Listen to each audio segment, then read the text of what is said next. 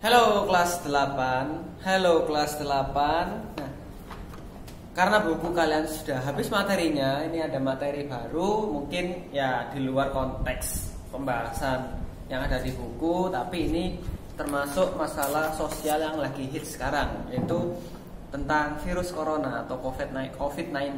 Nah, topik apa yang dibahas yaitu COVID-19. Virus sederhana yang menjadi pandemi internasional, senjata biologis atau kesalahan penelitian. Oke.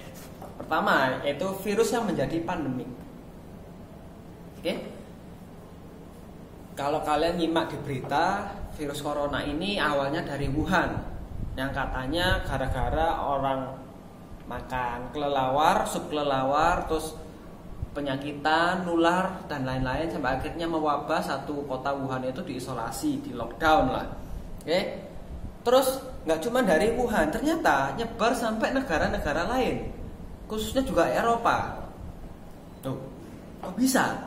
Nah, ini dinamakan pandemik. Apa itu pandemik? Apa itu pandemik? Mana ya tulisannya?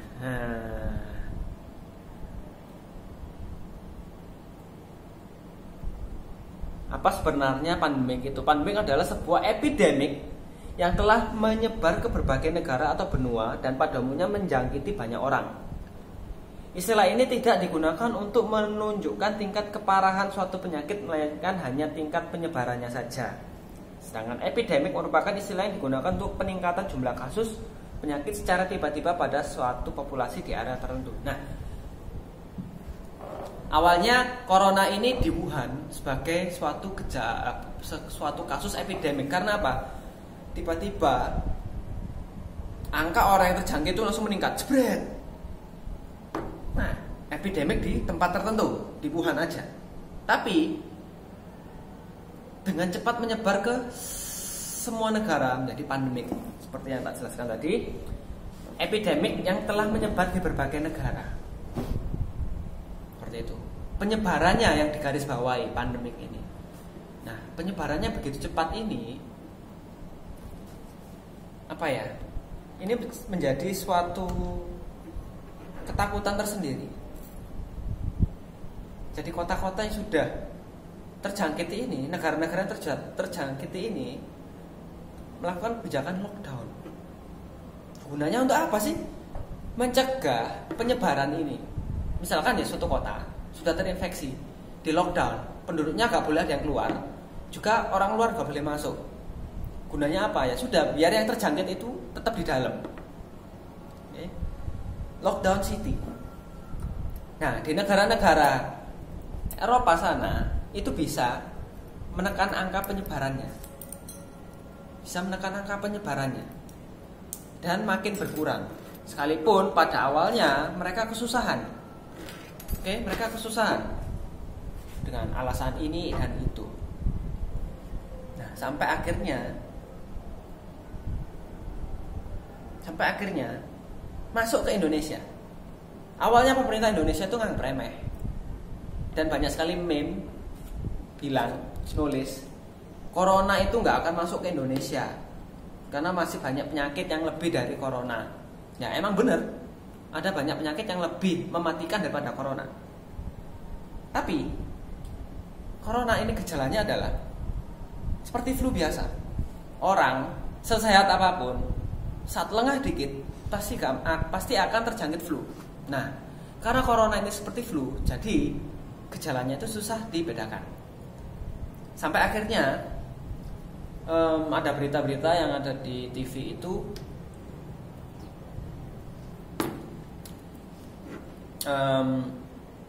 dari kawasan Cina, orangnya setelah pergi ke Cina itu diperiksa dengan ketat.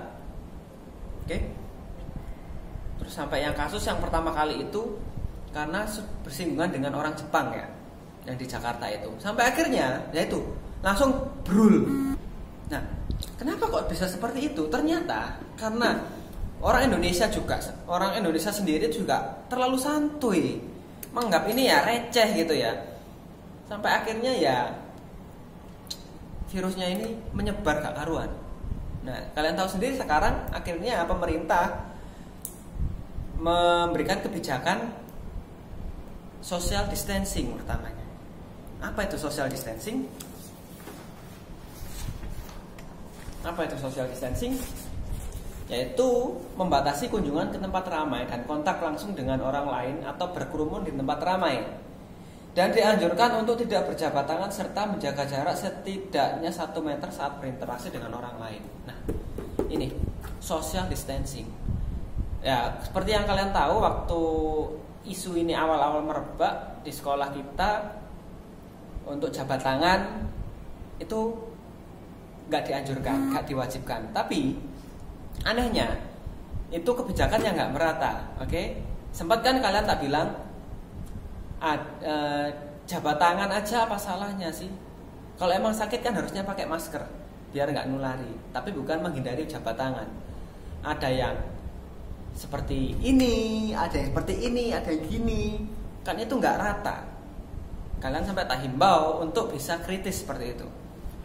Tapi saat emang ini digalakkan pemerintah, baru semua orang menurut seperti itu. Dan oke lah, kita nggak boleh menganggap ini remeh gitu aja. Karena memang penyebaran virus flu nggak cuma saat kita bersin terus virus itu ke udara, tapi saat kita bersin pakai tutup tangan, terus tangan itu dibuat kejabat tangan orang lain, ya nularlah virus itu. Tapi anehnya gini, apa ya? Ini jadi aji mumpung. Sebelum itu setelah social distancing yaitu ada physical distancing. Apa itu physical distancing? Jaga jarak aman secara fisik. Ya, mungkin serupa dengan social distancing, tapi hanya penekanannya yang dibuat beda, yaitu orang benar-benar dihalau untuk mengadakan kegiatan yang melibatkan kerumunan orang banyak. Jadi sekarang makanya banyak warkop itu ditutup. Terus efeknya lagi, warkop ditutup terus kayak tempat-tempat makan, fast food itu sekarang sepi. Jadi cuma melayani pesan delivery atau online seperti itu. Dan parah yang susahnya itu saat ada kebijakan juga work from home. Gak semua orang di Indonesia itu bisa kerja di rumah. Oke? Kenapa? Gak semua orang punya kantor. Kalau yang punya kantor mungkin dikasih kebijakan kerja di rumah, oke lah, pakai laptop. Tapi ini juga sebuah dilema lagi. Saat kerja di rumah pakai laptop itu butuh koneksi internet. Sedangkan koneksi internet di Indonesia itu belum merata. Fasilitas ini belum merata. Jadinya kebijakan ini sedikit kurang efektif. Tapi kalau tetap dibiarkan kerja, ini parah juga. Parahnya apa? Nanti bisa-bisa perusahaan itu hancur dan nggak bisa tertolong. Makanya ada di pegawai itu, ada pegawai perusahaan toko ya, Matahari atau Ramayana kalau nggak salah, itu di PHK. Jadinya ada PHK massal. Kenapa? Ya karena pemasukan perusahaannya itu kecil, tapi harus menggaji karyawan secara tetap. Daripada perusahaan ini rugi dan nggak bisa tertolong, ya mending berkorban mem-PHK. Ya mungkin dibilang nggak manusiawi, iya sih, tapi ya apalagi kondisinya menuntut seperti itu. Serba salah. Apalagi kalau misalkan presiden kita menetapkan kebijakan lockdown. Wah, mati kutu Indonesia. Nggak akan bisa. Karena tadi balik lagi, wilayah Indonesia terlalu luas. Saking luasnya, kesejahteraan ekonomi itu nggak merata. Karena nggak merata, kalau lockdown itu kan pasti harus merata. Orangnya nggak punya kantor tadi gimana kerjanya? Ojol. Pernah itu ngobrol sama ojol. Waktu masa-masa seperti ini, mereka sepi orderan. Biasanya kerja dari jam 8 sampai jam 3 sore. Itu sekarang dari jam 8 pagi sampai jam 10 malam. Itu pun hasilnya paling banyak itu 70.000 katanya bersihnya. Biasanya itu bisa sampai 200 lebih. Kalian bayangin ya, itu nggak tiap hari loh. Itu nggak tiap hari. Kalau normal tiap hari mungkin bisa 150. Tapi ini karena ini nggak tiap hari. Bayangin gimana kalau mereka ini nggak dibolehin pemerintah kerja di luar. Gimana kehidupan keluarganya? Seperti itu. Oke? Ya, pemerintah kebijakannya pelan-pelan tadi. Social distancing, physical distancing, work from home, tapi ya tetap aja itu untuk kalangan-kalangan tertentu akhirnya. Nah, dari masa-masa sulit ini ternyata ada oknum-oknum yang memanfaatkan keadaan untuk cari cuan yang banyak. Oke? Kenapa? Contohnya kayak gimana? Ada barang-barang medis yang jadi barang-barang langka sekarang. Karena apa? Harganya itu meroket. Masker nih, masker. Bukan masker yang ini ya, masker medis. Dulu harganya itu 1.500. Sekarang itu bisa sampai 15.000 satu biji. Satu kotak isi 50 dulu cuma 35.000. Tapi sekarang jadi 350. Wow. Gila nggak tuh? Alkohol, barang receh sih itu alkohol untuk membersih luka. Harga di apotek itu 3.000, 7.000 untuk seukuran gini. Tapi sekarang ukuran gini itu bisa 30.000. Kemasan segini 70.000. Gila. Hand sanitizer. Kalau kalian nyari di online shop segini, mereknya Dettol, Antis, harga sekitar 35.000 sampai 75.000. Padahal aslinya barang ini nggak pernah dilihat sama orang saat ada di Indomaret. Harganya itu murah 3.000, tapi sekarang jadi segitu. Gila nggak sih? Malah yang paling parah adalah APD, alat pengaman diri yang khusus untuk perawat, itu juga diborong habis, dijual, wow, overpriced. Harganya gila-gilaan. Itu orang nggak punya otak, nggak punya jiwa sosial, kepekaan sosial. Sampai akhirnya Indonesia dapat bantuan dari Cina. Kenapa Cina mau membantu? Karena tahu Indonesia parah, masih berflower nih. Nah, kebijakan negara berflower ini itu harus sering-sering disesuaikan dengan keadaan. Gak bisa kita samaratakan dengan kebijakan untuk negara-negara yang sedang maju. No, gak bisa.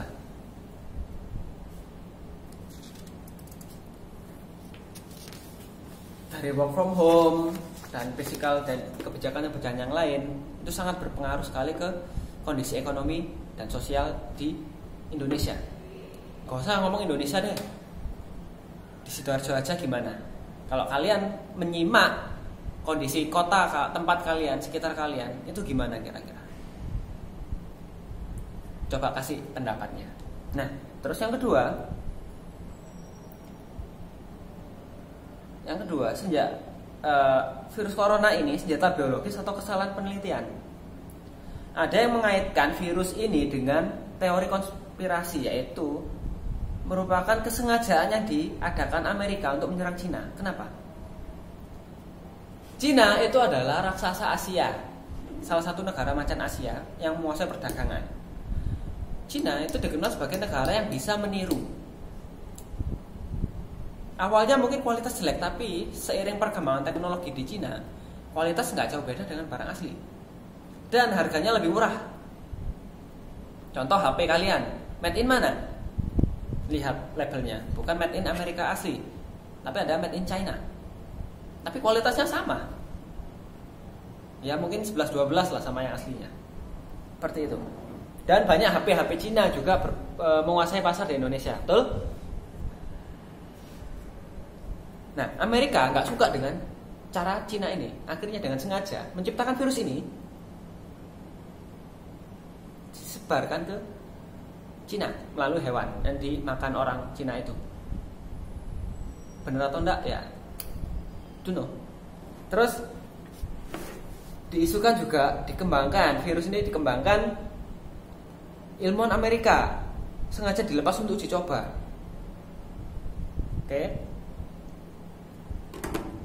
Tapi ada opini sanggahan dari Cina bahwa ini bukan dari Cina, tapi aslinya dari Amerika sendiri. Kok bisa? Nah, ini waktu ada tentara Amerika yang mengadakan kompetisi militer di Cina. Itu lagi flu, bersin-bersin, nyebarin. Ya, akhirnya tersebarlah seperti itu. Terus ada yang bilang juga senjata biologis itu karena diteliti memiliki percepatan mutasi atau perubahan sel virus yang berbeda dari virus pada umumnya. Dilihat karena telah mengalami rekayasa genetika, ya dimodifikasi lah virusnya ya, ditambahi ini itu. Terus juga kemungkinan besar ini ya mungkin masuk akal ya senjata biologis karena perkembangan sejarah perang di Indonesia, senjatanya sekarang kan makin canggih nih. Tapi kalau makin canggih itu nanti susah untuk memasukkannya. Tapi kalau senjata biologis ini, wah gampang sekali, gak kelihatan, murah sekali. Dan itu didukung oleh pengamat militer dan pertahanan Koni Rakahundini Bakri, yaitu beralasan senjata biologis adalah saat beliau melihat laporan dari Chemical, Biological, Radiological and Nuclear Defense Market di tahun 2017. Terus di dalam laporan itu dijelaskan bahwa ada alat-alat untuk menghadapi senjata kimia, biologi, radiologi, dan nuklir. Jadi nggak menutup kemungkinan senjata model seperti ini itu adalah senjata baru, model baru yang diciptakan dan masih belum ada alat penangkalnya. Itu dugaan dari Pak Koni. Nah, alasan kedua dari Pak Koni adalah pendapat dari perwira CIA Philip Giraldi yang mengatakan bahwa virus ini terjadi bukan secara alami, melainkan melalui mutasi genetika. Sengaja diproduksi di laboratorium Amerika bekerja sama dengan Israel yang nantinya digunakan untuk menyerang Cina dan Iran. Kenapa? Itu raksasa perdagangan. Kalau di Cina itu perdagangan produksi, tapi kalau di Iran adalah minyak bumi. Amerika punya minyak bumi, tapi harganya masih kalah dengan Iran, kalah murah, seperti itu. Dan sumbernya pasti banyak itu Iran. Dan diserang di sana, maunya gitu. Nah, kenapa virus ini, senjata biologis ini katanya bisa jadi senjata yang ampuh? Itu karena dikatakan biaya pembuatannya itu murah.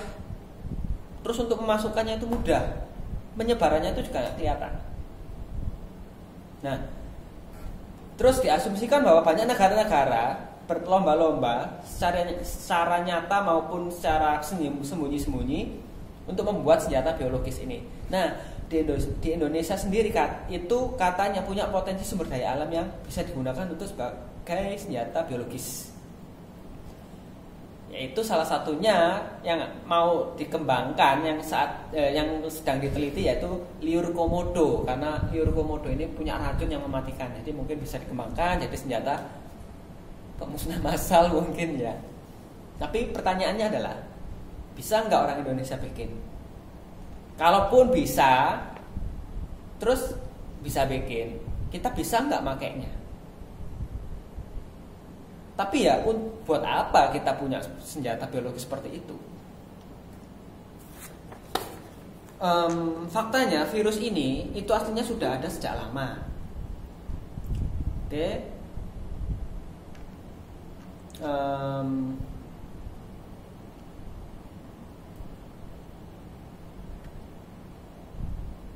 Tapi kalau dibilang ini virus buatan sengaja dikembangkan untuk menyerang Cina dan Iran, tapi kenapa kok negara pembuatnya yang dituduh membuat ini Amerika juga kena, terus juga negara-negara yang nggak ada urusan dengan Iran dan Cina ini juga kena. Nah, ini juga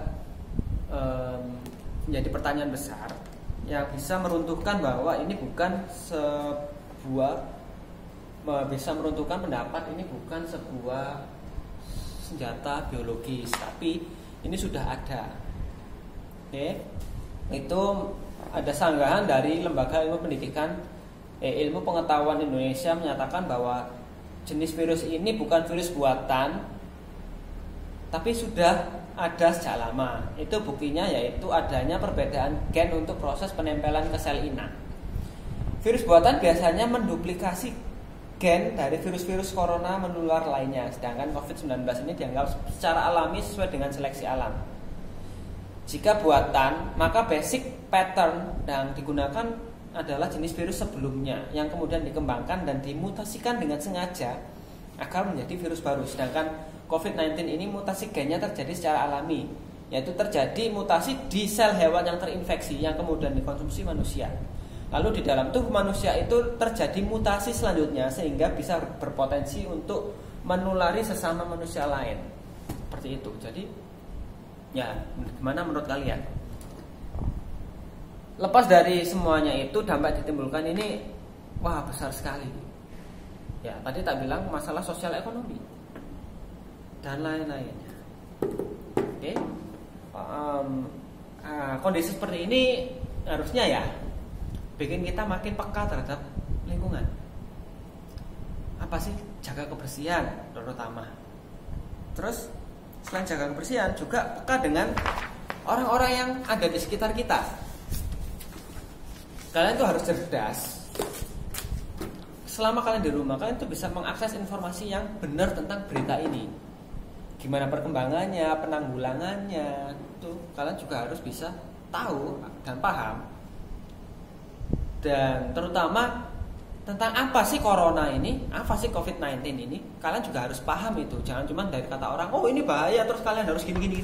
No, kalian harus bisa cerdas, punya wawasan tentang virus ini seperti apa, penyebarannya kayak gimana, kalian harus apa, itu kalian harus tahu. Nah, banyak orang-orang di luaran sana yang nggak tahu tentang virus ini itu apa, kemakan omongan orang, terus sampai akhirnya ada cucok logi orang yang sakit tiba terus meninggal, dibilang oh ini kena corona, oh ini kena corona, terus batuk dikit pakai masker dibilang oh kena corona.